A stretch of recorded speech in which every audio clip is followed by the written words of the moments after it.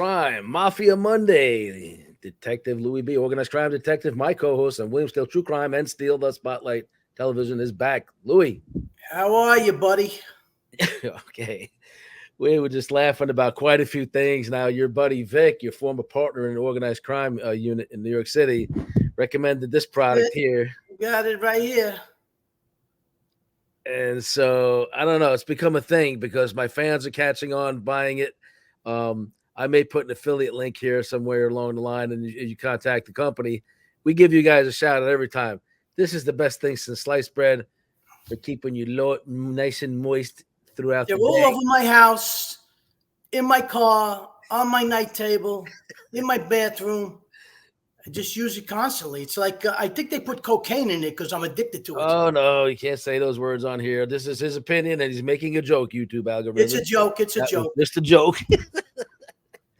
But yeah, so things. I got my shirt on here, representing. Usually I'm dressed in the button up, but today I decided just to. It's my Nike shirt. Remind the people where I'm from. We have a ton of things going on, Lou. So Let me get to this real quick. So Silent Partners, we're going to be at the premiere. This is in Boca Raton, coming up here in a few days, actually, probably in the next, 2 and 3 weeks? About a month. And Silent Partners is a movie based upon a book that Dave Iacchevetti wrote. Dave Iacchevetti's father, Fat Dave, he was called, was a captain in the Gambino family. And do we have the book here to display still? I know we had it on here. I'm going to throw his cover up for him. I just re-edited the book for him, and I'm re-editing book 2. And he and I, he's working on 2 movies, and he's got me, he notified me the other day, Dave did, that he's giving me roles in both of them. How do you spell that last name? Iacchevetti? Yeah. Iacchevetti. Okay. Because I'm a retired organized crime guy, there are so many people out there. I see it there. That's the book, and this movie that I'm in. Okay. Thank you, Sarah DePazio. You made Mob King. Gave me a tiny little role. I'm actually in a scene with Dave, the author of this book, at a card table, and I can't tell you much more than that, but it's not a lot. But you know what? We're doing a prison comedy called Suitcasing. It's a start. And we're doing a prison comedy called Suitcasing right after that. And you said because you were organized crime detective, what? Yeah, I don't, they think, oh, did you ever meet John Gotti? Never met him. Did you ever meet this guy? Never met him. There's hundreds and hundreds and hundreds of people out there that they fly under the wire. You don't know everybody. It's impossible. Okay. And organized crime works in cells. There'll be a boss with his crew. And who's doing unions at the airport? Who's doing unions with the concrete? My particular case, the 2 cases that I worked, one had to do with organized crime controlling the Italian bread industry, believe it or not. They figured out how they can make money from that, telling people where they could sell their bread and so on and so forth, by joining these associations that are legitimate corporations, but they're running a felony enterprise. The same thing happened with the private sanitation industry. And that's the big case that we took down, Vic and myself and a bunch of other guys, great detectives, that we got no credit for. Operation Wasteland. And hopefully somebody will pick up our story, because we lived it for years on end. We didn't know what we were doing tomorrow till the end of today, because we had to attend to the needs of the case. And this case was kept under wraps. Nobody knew what we were doing. Yeah, and I know with your background, sort of when you were a kid, you could have made a choice, like many of us from New York, especially you with your background and your connections. You could have went down the wrong path, but you have many, many law enforcement in your family, including your father, and you decided to go down the correct path. And I think you never wanted to be on the organized crime squad to begin with. You kind of got stuck there. No, I didn't want to do it because I knew what it was all about. And I knew at some point in time I was going to run into people that I knew, that I had respect for, that I rubbed shoulders with, that I went to school with, or their dads, and so on and so forth. I just didn't be involved in that. I didn't want to be put in that kind of position. sort of like a catch-22. And you were part of a bigger operation, really, in that Wasteland case. It was enormous. So you went, and now you've just recently got back from Vegas. You're out there signing autographs. You've got a book coming out, and so we are definitely planning for a second event, the Silent Partners premiere in Boca. We're not releasing the name of the venue because I don't want tons of public to come at this moment, and it's a limited space, very exclusive event. However, 2 days later, we are lining up another venue, which I'm going to be sponsoring, and I want you definitely to be there. I think you agreed to hang around the extra 2 days. So we're going to do Silent Partners premiere on a Friday, and then on a Sunday, huge event. We're going to each have an opportunity to speak a little bit to whatever crowd's there. Maybe 10 minutes, introduce yourself, and then sit down and shake hands, take pictures, sign autographs, on your if your book's out by then, or well, what's holding me up now is I'm working. I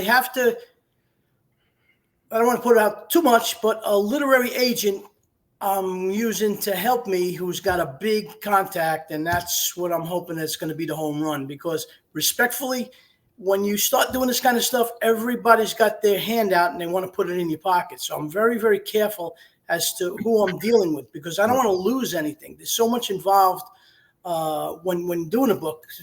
I hope at some point in time somebody likes this book enough to want to make a movie out of it, just like the lady who did 50 Shades of Grey. Right. That was beautiful. Or the Harry Potter lady. Millions of dollars. Right. Here's the thing. Like, I do a lot of self-publishing, and because I was still incarcerated when my first book came out. Now, it did very well. It's about a person I knew who became the wealthiest serial killer in American history, Robert Durst.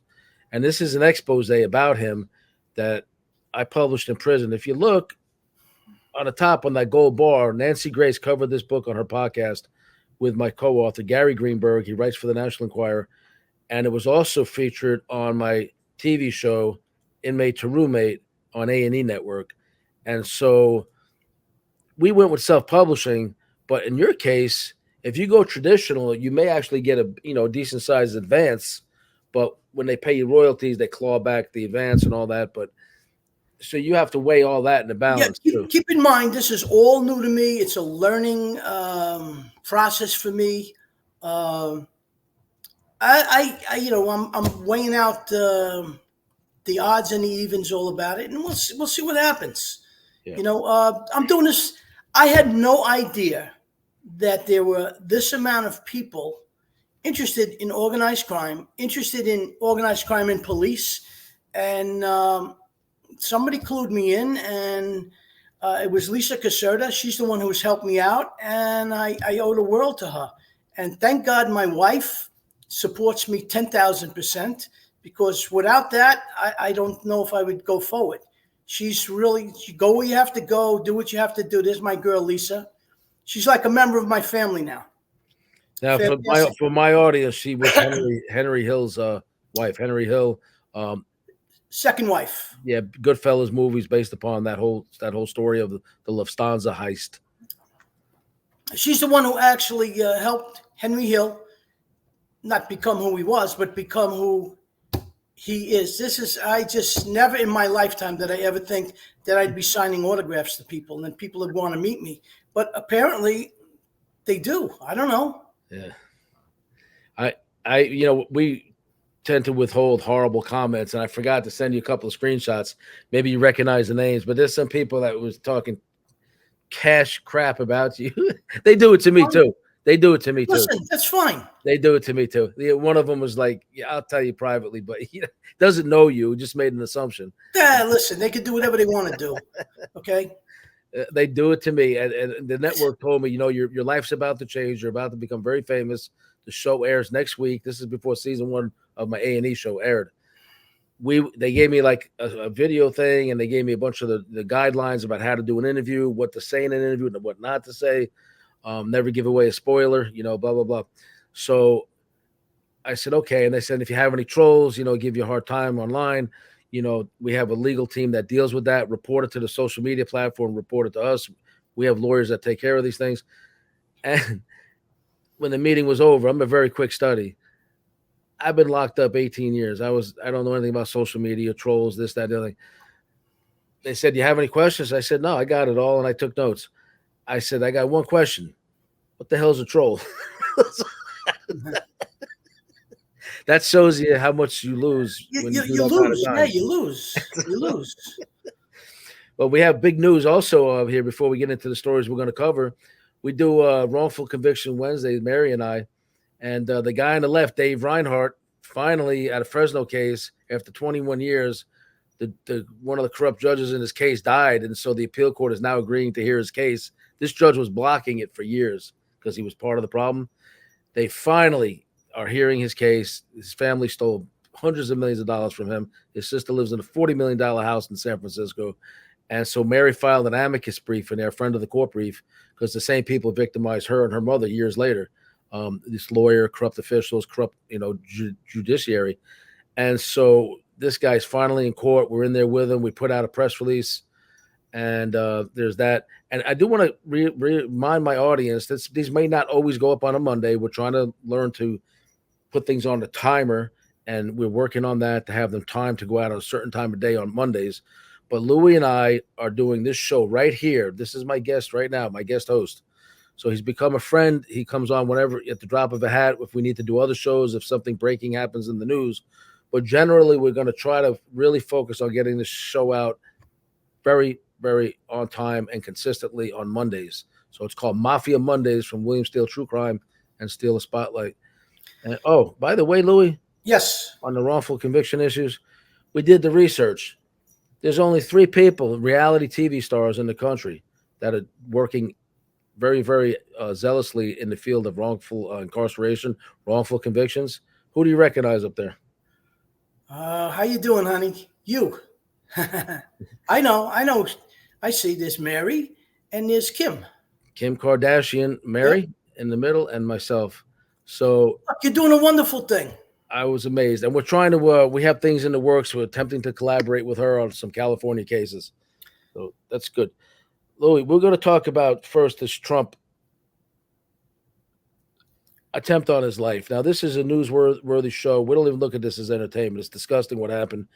To see a man who's been doing nothing but risking his fortune, his life, his freedom to help the country get shot in the head on national television and miss losing his life by a millimeter because of the incompetence and the catastrophic setup by the Secret Service, and God knows what was behind it. What are your feelings on what happened, and what are you learning? My opinion, I'm letting the facts still come out, but I think it was an inside job. Somebody allowed that kid to get up on that roof. Yep, I believe it too. The question I have in my mind is, why did they take such an incompetent kid and put him up there? Okay. Now, I saw something yesterday that there was a lady behind Trump who was picking up a folder up and down and what have you, and she had a baseball hat on. She's part of the FBI. She's some kind of director. What is that all about? Have they identified her by name publicly yet? Do you know? Yes. I don't have the name. I saw it.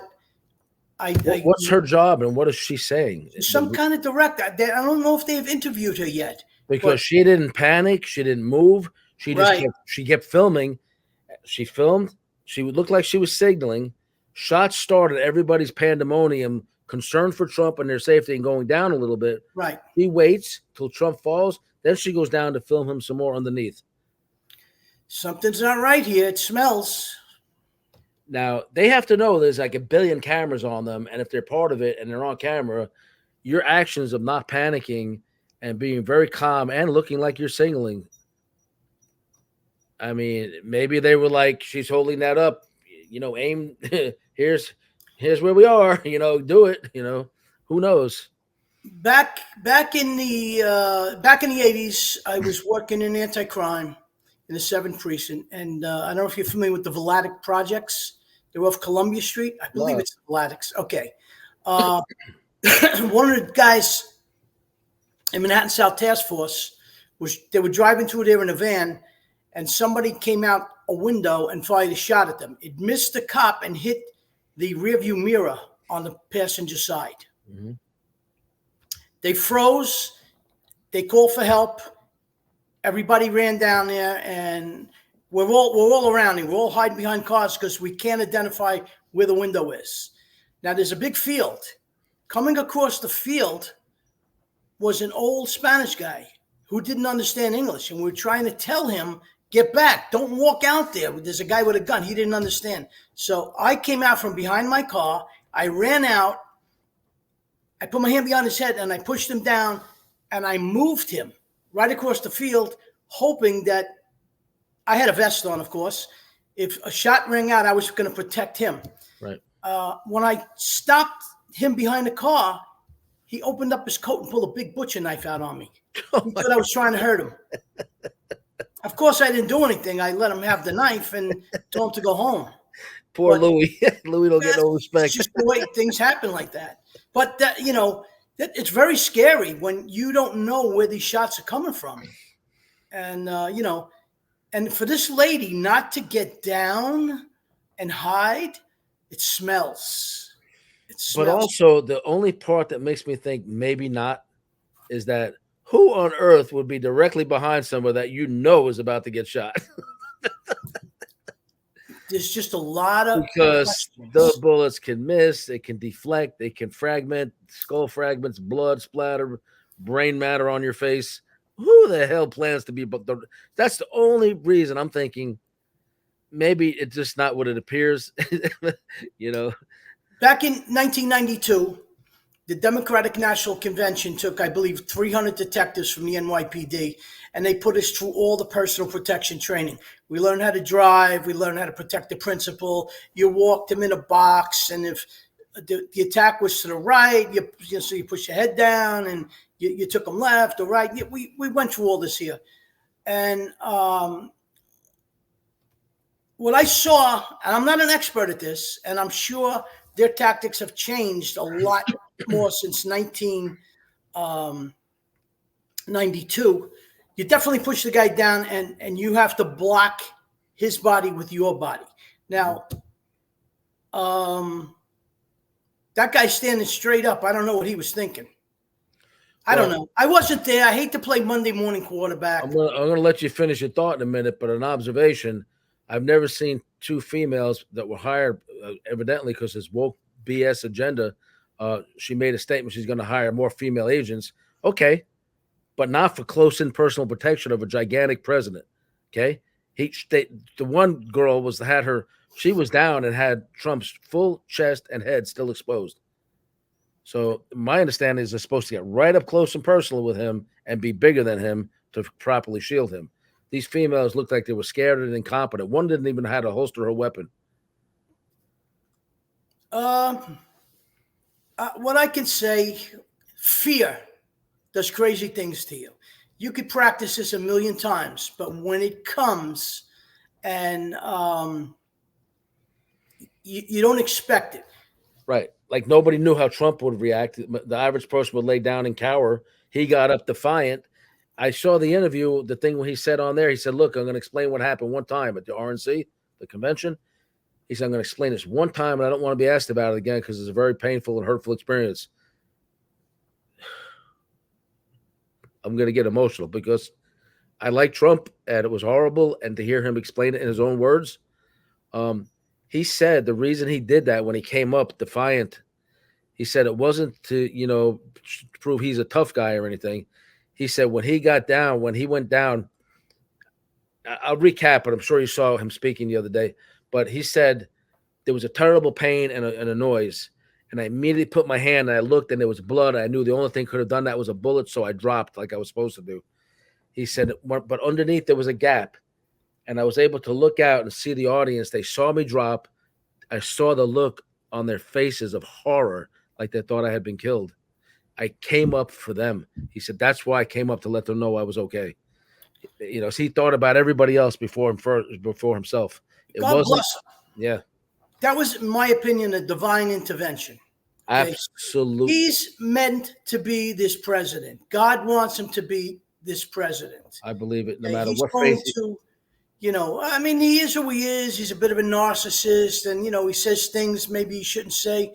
But he's a great leader, and that's what we need today in America, because we're losing the America that we used to know. This is not the America I grew up in.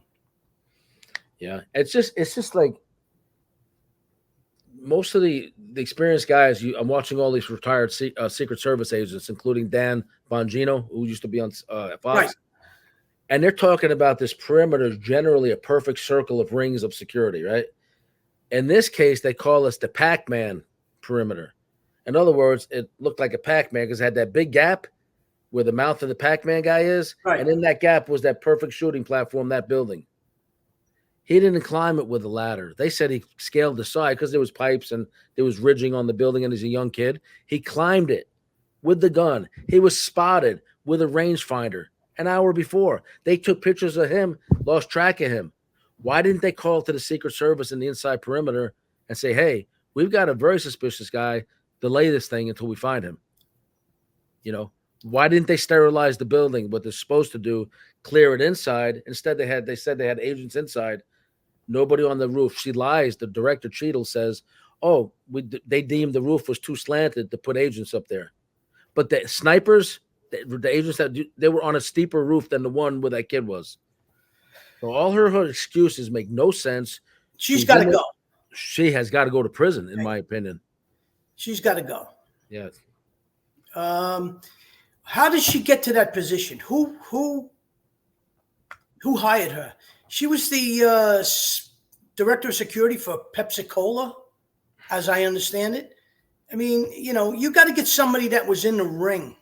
You cannot learn to fight a fire by somebody that sits in their backyard and flips burgers on their barbecue. Right. You got to have somebody that knows what they're doing. A Dan Bongino who breaks this down and explains it. I had a conversation with Ignacio about, this is just my opinion. This is not my forte, but I don't believe that the Secret Service should be wearing ties and suits and what have you.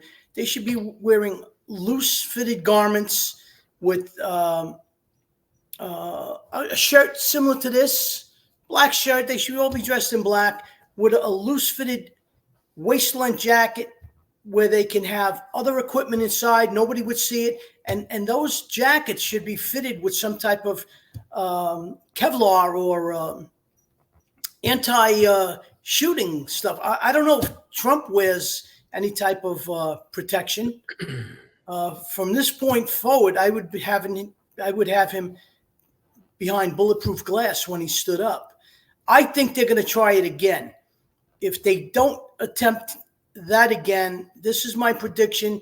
They're going to kill the grid. We're going to lose election. Something bad is going to happen before this election takes place. I just can't put my finger on it. Because the Democrats are incapable of playing fair. Let the people decide. Trump said, look, and he said this in the beginning in his own way, he wants to be a president for everybody. He doesn't want all his sides. If you disagree, okay, come in and try to change some policies. What they do is he comes in, they cancel out all the good things he put into effect, and now you're paying through the nose for gas. Nobody can afford gas. Nobody can afford groceries, especially if you're living check to check. And this is all under Biden. And yet you still have people supporting this guy. I don't understand. Did you? I was watching the RNC. Did you see his family? Trump's family? Oh, yeah. Very, very beautiful very family. Everybody's successful. Everybody's educated. His son, Barron, is a master chess player. He speaks numerous languages. I'm not sure I spotted Barron. He wasn't there. Right. He's 6'9" today. I didn't know that. He's huge. Okay. Look at his wife. His wife is an absolute lady. She's a beautiful woman. Look at his daughters. Look at his sons. They're all successful. Then turn the coin over and look at Biden's family. They're just white trash. They're disgusting human beings that are raping this country for their benefit and gain. Yeah. And you know what? We're letting them get away with it. These people, if I were Trump and I became elected, all these people would be in jail. Sorry. Okay, he's got to get rid of the FBI. Not get rid of the FBI. You got to get rid of the upper echelon, who has. I think the problems stem a lot of the Pittsburgh field office and the Washington field office were stacked with Democrat liberals, and all their investigations come right down from the White House. It seems like, and they go after all the political adversaries of the Democrats, and everything that the Dems do, like the documents in his garage. Now, Hunter Biden had a storage unit in Chinatown in Washington. Why? With top secret documents in it. Why? Why? So that you can tell the Chinese, hey, it's over there. Here's the key. Or here's my code. Get in. Make sure you wire $5 million to my account over here. I mean, it's called corruption. Once again, it's organized crime. Speaking of which, we interview a guy, Michael Madia. He's a guy of I saw it. Yeah, Portuguese descent. Now, he's very good friends with Armand Assante. He starred in the Gotti movie. I'll give you from left to right. So you have Bruce Sosa, A-list actor on the right. Very, very good friend of mine. You'll meet him here in Florida when we go down. Bruce is doing one movie after the other. Just did one with Rob Lowe. Armand Assante right there played John Gotti in the best Gotti movie ever made. Now, I don't glorify organized crime. I think it's a big mistake if you're in it. And they all, in my opinion, they all end up turning on each other, and nobody keeps the code and the oath or any of that crap. It seems like. So he played there. He's a phenomenal actor. He's actually, I think, going to be at the premiere also because he lives down there. He has a place down there. That's the guy. Yeah, he's got a place up north and another one in South Florida. And then you have Michael Madia there. Michael Madia is a businessman. Check out the show on this, everybody. He's been maligned by the Boston newspapers and his journalist up there, and on his business practices, which are really designed to help the homeless and the veterans. And this reporter has been going after him for years because he sponsors the Sopranos convention. And so she's got him. She believes he's an organized crime guy or something like that, it seems. And so there he is on one of his jets, or one of the jets they use with Bruce and Michael. So you talk about organized crime. These two guys are not organized crime. And a journalist has labeled Michael as some kind of scammer. He's very, very successful. He's got developments in Rhode Island and in Florida. I think, like any business person, you trust workers to do some things. There were some issues with some of the issues performed, and he tries to make things right. Everybody who does things is going to make a mistake here and there. But anyway, I just wanted to give a shout out to there. You had some issues. We're talking about his jet. The jet he uses. What the heck's going on with TSA, Louis? Okay. My opinion, I just went to New York, and I can't stand traveling. And it's not that I have a fear of getting on the plane and so on and so forth. The TSA is the biggest crock of baloney I ever saw. Okay? I have 2 metal knees. I'm going to go off when I go through the metal detector. When I walk long distances or I sit for a long time, I get very stiff. Right. So I use a cane when I travel. Okay? They take the cane from me like it's a bazooka. They're looking for – I let them do their thing. Okay? I take off my shoes. I do what I got to do. I take off this. I take off that. Now, they'll take a pen from you that they don't like. They'll take a nail clipper. You can have a $150 bottle of cologne. Where does this stuff go after they take it from you? I bet if you went inside their homes, it ends up absolutely the choice material. They have big bins where they auction it off. I saw what they're supposed to do with it. Yeah. But I'm sure if there's a quality knife or an expensive cologne or a beautiful Mont Blanc pen or something. That's correct. My humble opinion. Okay. This is my opinion. This all has to change. You take something from me, what I should be able to do is put it in an envelope that I have to pay for, and it gets mailed back to my home. If you want to take it and hold it, you got to give me a receipt for it. Okay? When I was a cop, if I took something, cops did this all the time. They grab a guy and he's got a knife in his pocket. We take the knife and we threw it in the shoebox and went in the locker. We didn't think nothing of it. Technically, okay, that's a larceny from a person. That's a grand larceny. It's not a Well, robbery. you have to at least issue them a receipt for what you took. Exactly. Now that should be vouchered for safekeeping or evidentiary material. Where is all this stuff going? That's number one. If you look at these people, they look like derelicts. Okay, they're fat, they're disgusting, they're very rude. They use their power, make-believe power, to make your life miserable. I do not go to Montgomery Airport anymore because they have it in for me there because I fight them all the time. I like to travel with a firearm. I use their rules, but every time I go there, it's a different story. Now, you have to take your firearm, put it in a box. It has to be unloaded. The ammo has to be separate and has to be in a locked container. Locked. Okay, the last time I traveled, I used a bicycle, not a lock, a bicycle cable that locked and put it around my gun. Number one, when I come up there and I show that I have a firearm, they make me open it up in front of 3,000 people that are in the airport. Everybody knows I have a gun now. Now, they'll watch me put it in my bag. Now, if that person is smart, because I look for weakness all the time. Right. Okay. If you're watching me and you say, oh, this guy's got a cane, he ain't going to make it to the carousel. You make it to the carousel, you know what my bag looks like. Guess what? You're stealing my gun. Exactly. My humble opinion, when I say I'm carrying a firearm, they should take me in another room.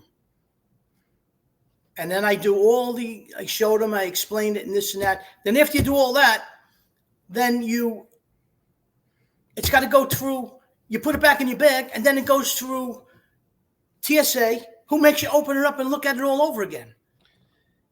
In the realm of them saying they're enhancing public safety and holding down terrorism, for them to do it discreetly, like guys like you and I might suggest, and your great idea, right, makes too much common sense.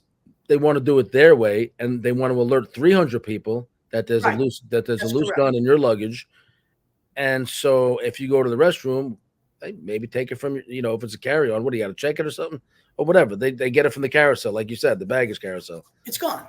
I mean, years ago, look, I did 18 years in prison. I was no angel, but years ago, we used to take a lot of luggage from carousels, take the label off, and walk right out. Listen, let me tell you something. The criminal mind is amazing.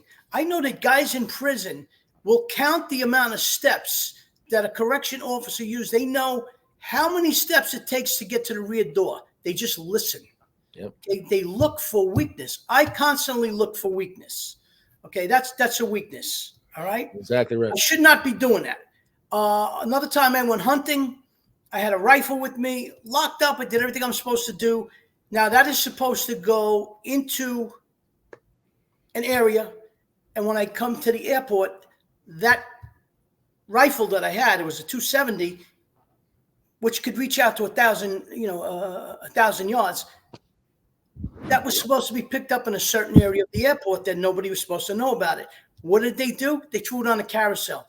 Anybody who's got a half a brain can see that was a firearm. It's in a gun case, which is absolutely insane. Right. Another thing, if you know what you're doing, you could get on that plane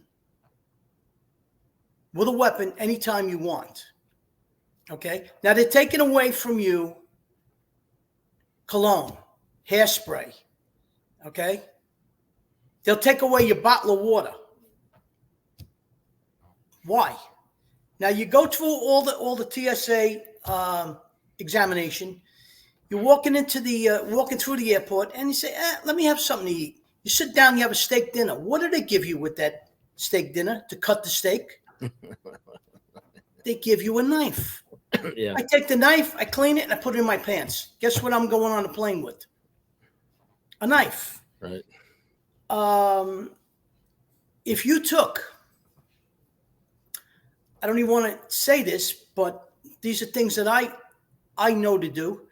If you took a credit card and ran it through a knife sharpener, guess what you have? You got a live razor blade.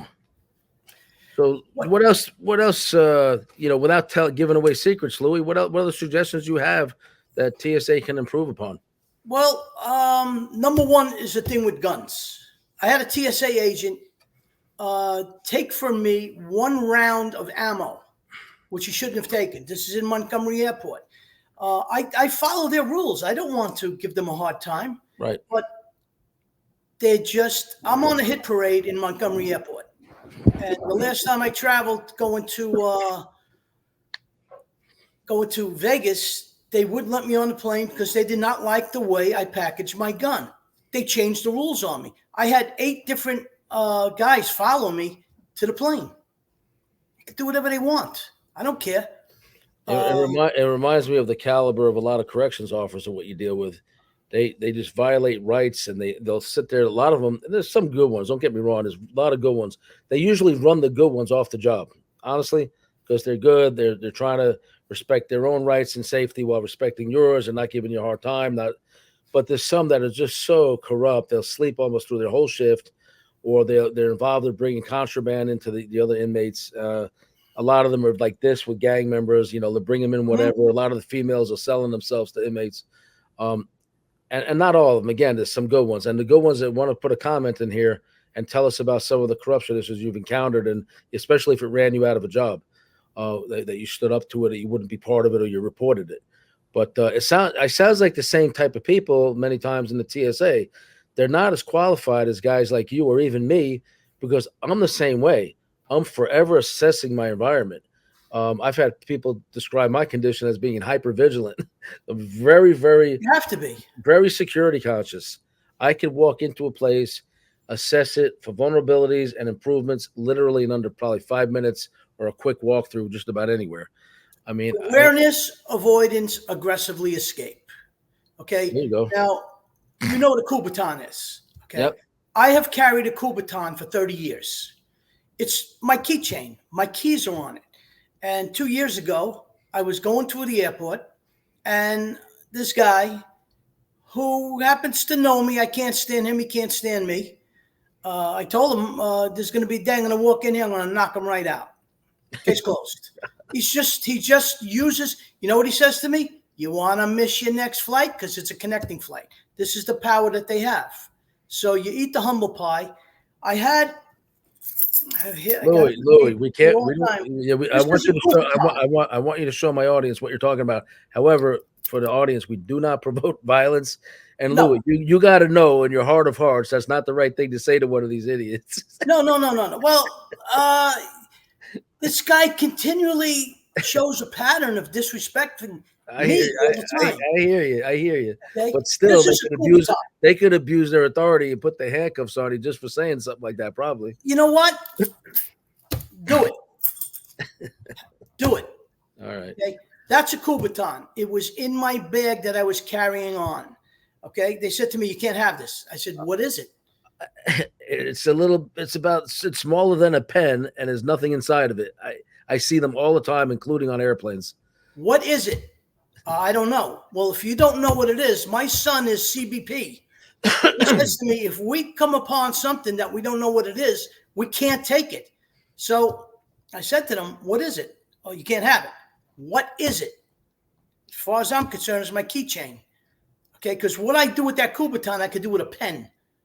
I could do with any straight instrument. So they call their supervisor. He says, you can't have this. What is it? I don't know, but you can't have it. Well, if you don't know what it is, how come I can't have it? You know what they made me do? Now, I was going to miss my flight. They wanted me to take that and put it in my car. I gave it to my daughter, and she ran outside and put it in my car, and then had to run all the way back. And then what they wanted to do to her was they put it to the machines again, which is fine, because she could have, came back in with some kind of weapon. And then they said they want to take her in another room to search her. I says, yeah, you're not going to do it. Now what? You're not taking my daughter into another room to search her. And we just walked off. They knew they were wrong. It's pure harassment. Okay? And when the guy took my ammo, when you carry a firearm, okay, you have to carry that gun duty ready, which means The magazine has to be full, and you keep a round in the chamber. Mm-hmm. So I had that extra round that makes the gun duty ready, Right. stuck in styrofoam, and this idiot took it. And yet they say, you wanna miss your flight? Okay, take it. And what he did was he took it, and when I came back, I got his supervisor and I got the police, and I wanted him arrested. This guy nearly died because it's a larceny from a person. It's a grand larceny. Right. He cannot take it. He has to call the police to take it. Will they allow you? Did they allow you to file a police report? No, what I did was I made the guy sweat, and I said, listen, I want him arrested. He was sweating. They gave me all excuses. They brought the big guy down. He's a new guy. I don't care. Then he's got to learn the rules. He's got to pay the price. I said, look, this is who I am. You know I'm retired from law enforcement. I'm not looking to give anybody a hard time, but you're not going to step on my rights. And that's the bottom line. Let me ask you this. Are they getting away with the seizure with no receipt, no voucher at airports of the colognes and the over 1 ounce and all this nonsense and the pocket knives? We get it. We know there was people that put something in their shoe or tried to blow the plane. Right. We know all the reasons this is happening. But then the Patriot Act, right? It comes into existence. I don't even know if it's still around, but are they getting away with this in the name of Patriot Act or they're preventing terrorism? How on earth? Because it never occurred to me till you said it. Why are they not giving people that opportunity at that last moment? Put your own posters. Here's a posters machine. Here's the envelope. Here's the bin for all outgoing stuff that we're not going to let on the plane. There's a bin for it. Mailman's going to pick have a FedEx. Mailman's going to pick it up from us 3 times a day. You know what I mean? It would be so easy, but no, they want to put big bins. They want to auction it off because that's what it's supposed to be, either destroyed or auctioned. And the stuff that's auctionable, they have lots of this stuff. I saw it somewhere, what they do with the stuff that's seized. But you know that these people are cherry picking and keeping what the hell they want because there's no paper trail. Can I tell you something? I would. Yeah, I think most of us would. The temptation is there. A Mont Blanc pen is $300-$400. Right. I think many people would. So, let's be honest. You know what I mean? But they're a useless entity. How many people have they stopped and have been arrested and were terrorists and this and that? When I did organized crime work, I didn't go to Hispanic areas and black areas and Chinatown looking for organized crime guys. Now, it's criminal profiling. If the majority of these people are Middle Eastern descent from age 18 to 36, those are the people that I would key in on. Exactly. Okay. Why are you taking Sheila McGillicuddy, who's a 70-year-old lady in a wheelchair? She's pushing her through, and you're going to turn this lady upside down. They want to give the appearance that they're being neutral in their approach and all that bullshit, but it's not effective and it's not the facts. You see, El Al Airlines and all security services in Israel, they readily admit, of course we profile. We know it's not the little old lady with freckles on her face from France that's going to do something to us.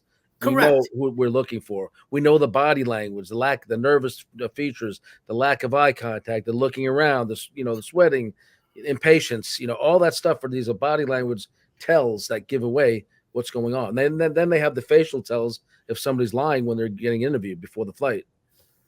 My son is he works for CBP. What's that? Customs and Border Protection. Customs and Border Protection. Right. He's uniform personnel. He works in the airport. And if you ever seen that show to catch a smuggler. Yeah, I've actually seen it. That's what he does. They look at somebody, he's got the appearance or whatever. This is their profession. This is what they do. They know how to pick people out. I started watching that show a few months ago, and I think some of the cases can be heartbreaking because you can tell when somebody put it in their bag. It really wasn't theirs. You can kind of tell when they're really torn up over it, and they're like, look, I was doing somebody a favor. I honestly didn't know, but what can you do? They're in possession of it. You're supposed to search your own stuff before you go to the airport, and that's it. You have a responsibility to take care of your stuff. A lot of people are doing. I did a case back in the 80s where We did a search warrant, we kicked in the door, and there was a guy defecating. He was a mule. This is the first time I ever saw it. He was defecating 10 grams of cocaine in a pinky glove. They used 3 different pinky gloves. It's a perfect rubber gloves. It's perfect for 10 grams of coke. Right. And then they tie it off with dental floss. And he was defecating this. And the lieutenant that I was working with said, grab him. I said, he's taking a dump. He was a mule. It's the first time we ever saw it. Now, at the time, we were not allowed to get cavity. We couldn't do a cavity search on. You'd have to get some kind of search warrant for it. Now, what we did was we stayed with this guy in the airport. We all had to stay with him an hour. And as he defecated more, we had to take them, clean them, and vouch them. And you put the time, the date, and so on and so forth. That's the first time I ever saw that. Now, again, for the audience and for YouTube, Louis, former law enforcement, he's given his experience with catching smugglers, and the language being used is not to promote this at all. It's to show what he's experienced in law enforcement and crime prevention, maybe ways to prevent it. If you have some suggestions, would be helpful too. I'm going to tell you the truth based on the things that have happened to me. Now, that's the first time I ever saw that. Right. Now, we interviewed this guy, and he was Hispanic, and he was from Colombia, and they gave him $1,300 and a plane ticket to beat a mule. Right. And that was worth like 3 times the amount in Colombia. So he was going to go here, do what he had to do, drop off the stuff, and go back. So he made a ton of money. We talked to him. He says, you think what I'm doing is bad? The Colombians at the time were snapping up babies off the street, killing the babies and cutting them open. Oh, my God. And packing them up with cocaine, wrapping them up, and they'd have a woman put the baby in their arms and rock it back and forth and take it to a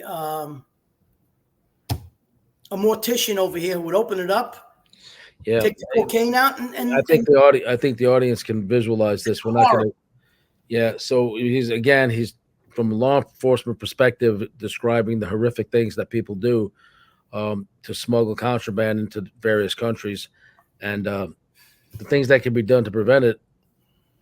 I'm one of these guys, I believe, in kind of decriminalizing small amounts of things. I think though that states that even tried that with marijuana are having big problems with it because the federal government still hasn't changed the laws. There's no banking in place for a lot of these places. And a lot of it's a big cash business. So a lot of these vendors of marijuana products are getting kidnapped and all that for their cash proceeds. So, Louis, I know we're running up against the clock a little bit here. You said you had some other things you were going to show us on screen and tell us what they were. Okay. I'm going to go back to the 80s. Okay. When I was a cop, cops were different. They commanded respect. I showed respect. I commanded respect. I never got up in the morning and said, let me kill Bill Steele. Okay. If he ran, I'm going to that was never my intention. Right. Okay. I tried to be as fair as possible. I never stole money. I would never take drugs off somebody and, flake them. That was not I played it straight. What I did was I was very heavy handed. Okay. We had certain paraphernalia that we carried that were, it was against department policy. One of those things was the jack. Wow. Okay. This is a blackjack that I carried at one time. I don't know if you could see it. Yeah. Okay. It's a spring. There it is. Hold it diagonal to the camera so they can see it fully diagonally. There you go. Corner to corner on the screen. No. There you go. Diagonal. There you go. Corner to corner. Let me see if I can get it here. There, this is what it looked like. Okay. There's a spring in here, and there's a piece of lead on the end. Okay. And you wrapped it around your hand. We had a pocket on our pants called the jack pocket. All cops carried these here in the 60s and the 50s.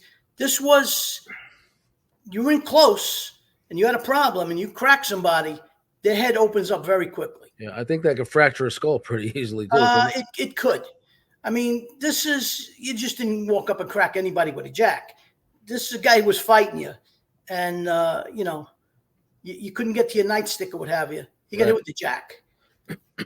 Then we graduated. They didn't want us to carry jacks anymore, so we had what was known as a slapper. This is a slapper.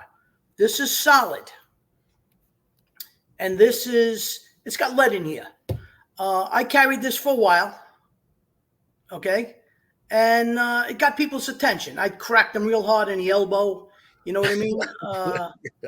Well, if I hit your elbow or hit your hand, you're not going to die.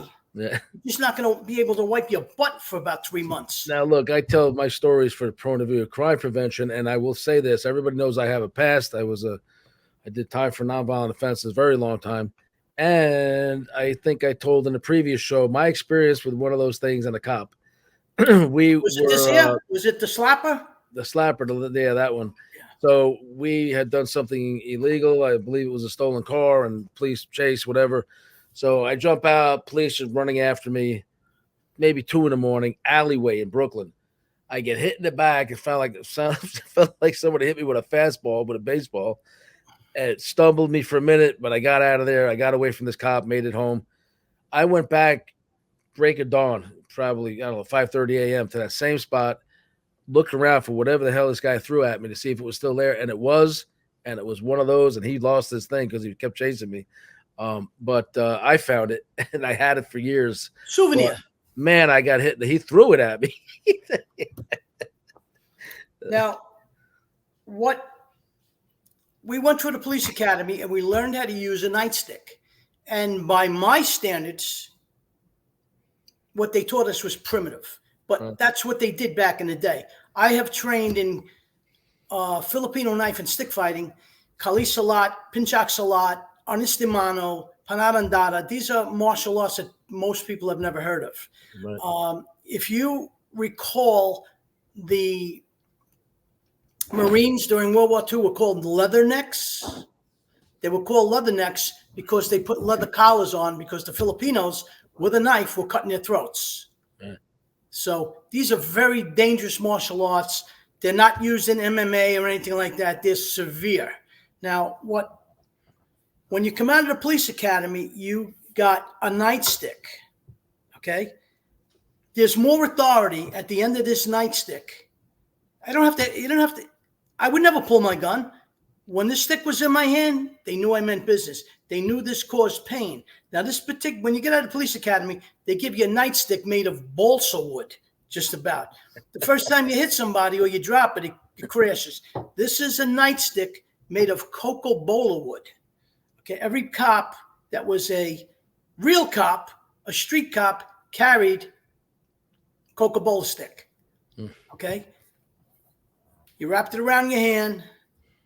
Okay, I might have teeth mark at the end of this someplace, but this state was on my side all the time. We kept it on the inside of our door. The minute I got out of the car, if I was delivering a baby, this came out with me. Do you carry that in the 7th precinct in the 80s when you first got started? Sure did. Okay. We carried them forever. I was a frequent fixture in that area in those days, unfortunately. Okay. And, I had it all the time. Okay. And, that was part of our attire. This is part of our equipment. Now, this is a nightstick made of what's known as lingam vitae wood. Lingam vitae wood. I had this made after this is a souvenir. I had this made after I retired because I always wanted one, but I couldn't find one. It's very expensive wood. It was used for bow rails on ships, and it was used for propeller shafts. This is like getting hit with a steel pipe. Okay. Now, I didn't go around cracking people's heads. Some of those woods are so dense that they'll actually sink if you put them in water. The lingam vitae stick is just absolutely amazing. This is a piece of furniture for me. I got them hanging on my wall. Louis, we are up against the clock. Okay. Finish up your thought here in 30 seconds or so, and let's sign off. That's policing, not this nonsense that they do today. We're going to wrap them up. What they're doing is they're teaching cops to get hurt. Right. They don't care about the cop. They care about the perp because they're afraid of a lawsuit. Get rid of those stun guns. They carry ASPs now, which are expandable batons. They're okay. You could work with them, but it's training. Police are very, very undertrained today. And they got rid of the tasers, the one that have projectile darts. They have them. I would never use those. I was never a fan of the mace either. Okay, you take it out, and you sometimes they went bad on you. You go to spray it. It was just not for me. I was a hands-on kind of guy. All right, Louis, with that thought, we're going to wrap it up. We will see you soon in our next episode, and we're going to be Silent Partners together. Always a pleasure. Yeah, we're going to be there. We're going to do our own event. I'm really looking forward to meeting a new crowd down there, and I'm in a new world. I'm enjoying it. I thank God for me meeting you. I thank God for Fran. Yeah. For hooking us up. I told her we're going to be married in a couple of weeks, you and I. How's your wife feel about that? I'm twisting her arm to come with me to Silent Partners, and I think she's going to come. All right. That's going to be awesome. I cannot wait. All right, my brother. God bless you. God bless Miss Mary. Say hello to Mom. Thank you. Does Mom need a Kubaton? Mother-in-law. I'll talk to you about that on the phone. Everybody, thank you for joining. Check us out. Look for Silent Partners coming out, I believe, in theaters and streaming in just a few weeks. And thank you for joining us. If you like the show, you know what to do. Hit that thumbs up, subscribe, leave a comment. All that interaction with these shows means a lot to the algorithms. It pushes it out in front of more people, and we get more exposure telling our true crime stories and our crime prevention ideas. And from our experience, we think they're helpful. Thank you for joining.